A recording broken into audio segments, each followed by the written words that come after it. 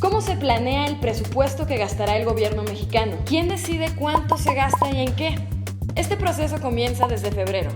Cada secretaría y ministerio público tiene 4 meses para calcular y notificar a la Secretaría de Hacienda cuánto dinero necesitará en el próximo año.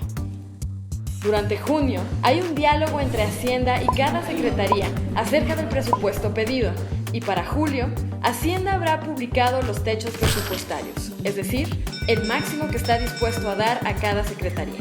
Con base en esto, las secretarías modifican la distribución de su gasto y tienen hasta agosto para presentar su presupuesto final.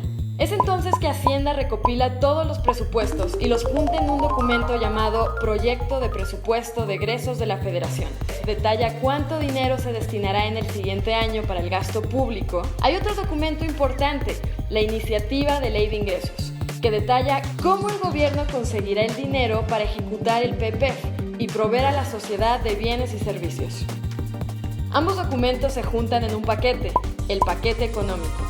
Este paquete lo presenta el Poder Ejecutivo a más tardar el 8 de septiembre de cada año a la Cámara de Diputados. La ILIF debe de ser aprobada a más tardar el 20 de octubre por la Cámara de Diputados y por ser una iniciativa de ley, también es revisada por la Cámara de Senadores, quien la aprobará antes del 31 de octubre. La aprobación del PPEF es más sencilla porque solo pasa por la Cámara de Diputados y deberá aprobarse a más tardar el 15 de noviembre.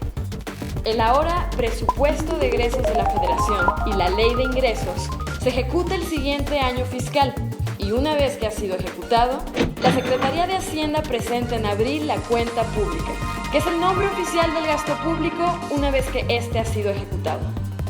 Finalmente, la cuenta pública es evaluada por la Auditoría Superior de la Federación, que deberá presentar sus resultados a más tardar en enero del año siguiente al que se presentó la cuenta pública.